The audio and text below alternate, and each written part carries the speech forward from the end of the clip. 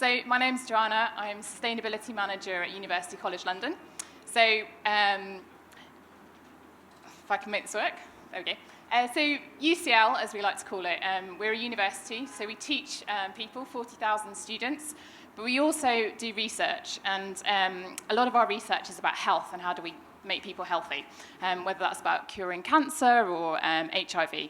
And that's actually got us more into looking at climate change, because we've realised that climate change, if it keeps going, is going to be one of the biggest impacts on human health, whether that's because of increased temperatures making existing conditions like heart disease and epilepsy worse, or because of things like that cause disease, so things like malarial mosquitoes being able to live in different places. So as it gets hotter, malarial mosquitoes may come to the UK. That's an entire possibility.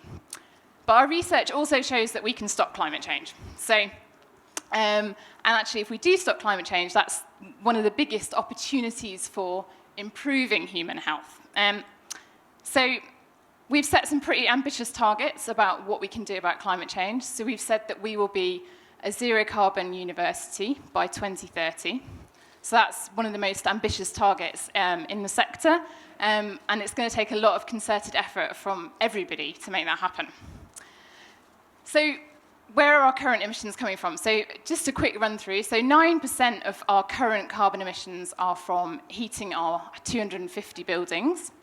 10% are from lighting and powering our computers and all of that kind of thing. We've got quite a bit, 13% from travel. So that's our academics going around the world meeting partners and doing their research. And then we've got this huge thing that is 68%, which is products. So all the things that our food that we buy and our furniture and our paper, all of those things. So we really need to tackle that. So I'm just going to run through a few different things we've done. So one is that we want to reduce our energy use. If we want to do that, then in big organizations, we often find that the people who use the energy, so somebody who leaves the lights on overnight, is not the person who is paying for that energy. So we need to change the incentive. So what we've done is we've said, departments who increase their energy use, we're going to charge them some money. But departments who reduce how much energy they use, we're going to give them some money back. So it's a little bit like the 5p carrier bag charge. People get an incentive. It's not very much money, but people don't like to lose it. We're also looking at where do we get our energy from. So we're buying renewable energy, as well as putting solar panels on some of our buildings, but we're buying it from a big wind farm out in Kent. So that's definitely an opportunity for the council. If you've been to our campus, you'll notice that there's an awful lot of building work going on. And this is kind of a once-in-a-lifetime opportunity to do something different and make our buildings ready for a future climate. So that's about reducing the amount of energy in our buildings that goes into making them, into the bricks and everything else. It's about making sure that the buildings themselves are low energy when people are in them.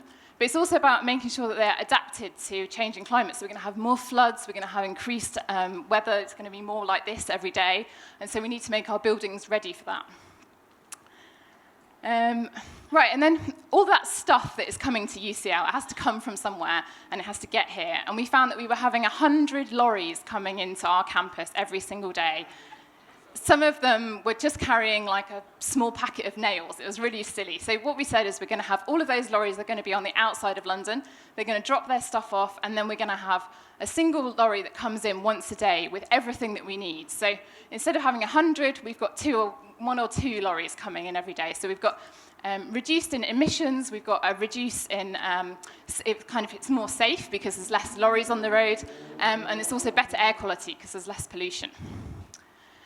We're also trialling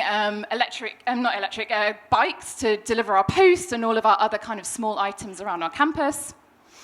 And then we're thinking about food. So we all know that, changing what we eat can make us healthy. It can also make the planet healthier. So reducing the amount of meat and dairy is a good thing, but we don't all want to become vegetarians. So we've been looking at some of our meals. How can we take, for example, a chicken curry? Normally it's maybe 60% chicken.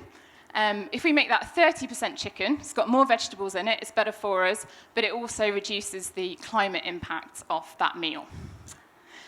So, actions for Camden. So I think The first thing is that having an ambitious target, so we've said we're going to be zero carbon by 2030, that has got everybody going, okay, they're serious about this, I should probably do something. And we're getting people all around our university coming up with actions of their own.